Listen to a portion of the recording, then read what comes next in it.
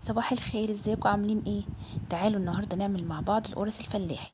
بس قبل ما ابتدي الفيديو، انا اماني، ما تنسوش تشتركوا في قناتي ويلا بينا نبتدي. ده كيلو دقيق منخول عليه رشة ملح وعليه 4 معالق كبار سمسم محمص. هنقلبهم مع بعض كده بالشكل ده.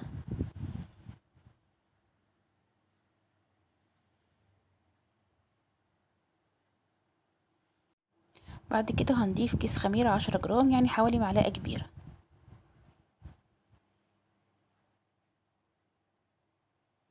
وكمان هنضيف معلقة كبيرة بيكنج باودر.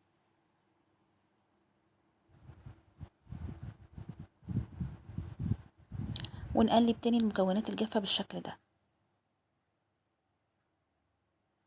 بعد كده هضيف كوباية سمنة على زيت. السمنة انا مسيحاها مش قدحاها، انا يدوب بس خليتها ساحت على النار وحطيتها. ممكن تستخدموا كوباية كلها سمنة، وممكن تخلطوا سمنة على زيت. وهنبتدي بقى ان احنا نبس العجينة بالشكل ده، يعني هنخلي الدقيق كله يتشرب السمنة ويتغلف بيها. بعد كده هجيب كوباية لبن دافي واحط عليها نص كوباية سكر وهدوبهم مع بعض كويس، وهضيفهم على العجينة. بعد كده هنضيف كمان معلقة كبيرة خل، وهنرجع نلم العجينة تاني بايدينا. لو حسينا ان هي محتاجة لبن برضو هنضيف تاني بالتدريج. احنا ضفنا شوية لبن كمان لحد ما العجينة بدأت تلم بالشكل ده. احنا مش بنعجنها كتير، احنا يدوب بس بنلمها. هنبتدي نشكلها على شكل كور صغيرة كده بالشكل ده.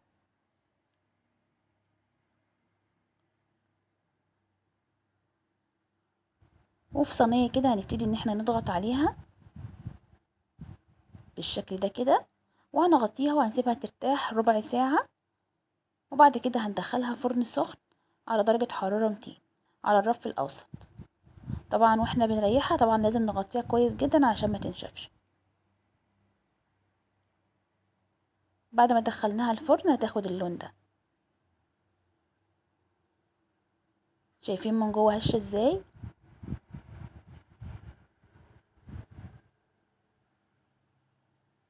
طعمها حلو جدا جدا، مقرمشة من بره وطرية من جوه، وطعمها تحفة. جربوا المقادير دي وان شاء الله تطلع مظبوطة معاكم. وبس كده، ده كان الفيديو بتاعنا النهاردة. يا رب يكون عجبكم، واشوفكم على خير. مع السلامة.